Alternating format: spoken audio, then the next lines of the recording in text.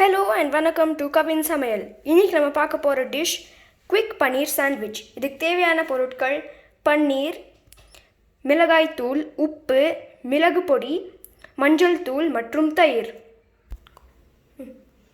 ஒரு கடாய் எடுத்துகிட்டு கொஞ்சோண்டு எண்ணெய் வச்சுட்டு ஒரு ஸ்பூன்னு அதில் 1/4 ஸ்பூன் மிளகுத்தூள், அப்புறம் 1/4 ஸ்பூன் மஞ்சள் பொடி, 1/4 ஸ்பூன் சில்லி பவுடர், உப்பு போட்டுட்டு இந்த பன்னீரையும் போட்டுட்டு கொஞ்ச நேரம் அதை இது பண்ணுங்கள்.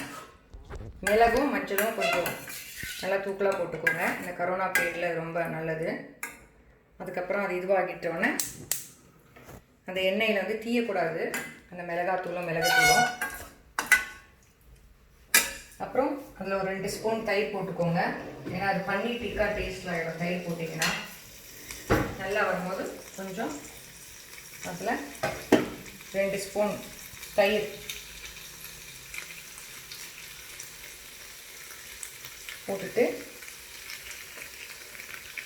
செமி கிரேவி பதத்தில் வரும். அது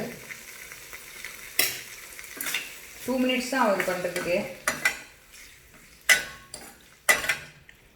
உப்பு தேவைதான், உப்பு மிளகுத்தூள், பெப்பர், மிளகாய் தூள் அவங்க காரமாக ஜாஸ்தி வேணும்னா அது மாதிரி பண்ணுங்கள், இல்லை காரம் கம்மியாக வேணும்னா அதுக்கேற்ற மாதிரி பண்ணிக்கோங்க.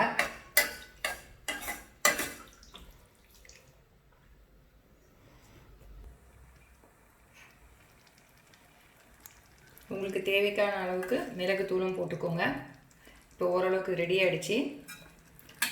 இது கொஞ்சம் தயிர் போட்டதுனால கொஞ்சம் தண்ணி விட்ட மாதிரி இருக்குது. இதில் நீங்கள் உங்களுக்கு கொஞ்சம் ஸ்டஃப்டு இதுவாக வேணும்னா நீங்கள் வீட்டில் பொடிச்சு அரைச்ச வேர்க்கடலையோ இல்லை பாதாமோ இல்லை எதுனா ஒரு நட்ஸ், வேர்க்கடலை நமக்கு நார்மலாக தமிழ்நாட்டில் இருக்கும், அதை கொஞ்சம் அரைச்சி அதில் போட்டிங்கன்னா திக்கு சாண்ட்விச் நடுவில் வைக்கிற மாதிரி ஆகலாம். இல்லை பாதாம் கொஞ்சம் அரைச்சிக்கலாம்.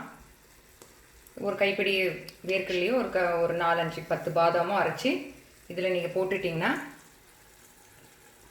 இன்னும் ப்ரோட்டீனான, ஸோ இந்த நட்ஸ் ப்ரோட்டீன் சத்து, அந்த பன்னீர் உங்களுக்கு கால்சியம், ஸோ ஹெல்த்தியான ஒரு சாண்ட்விச் ஸ்டஃபிங் கிடச்சிரும். இப்போ பாருங்கள், இப்போ தண்ணியாக இருக்குது பாருங்கள்.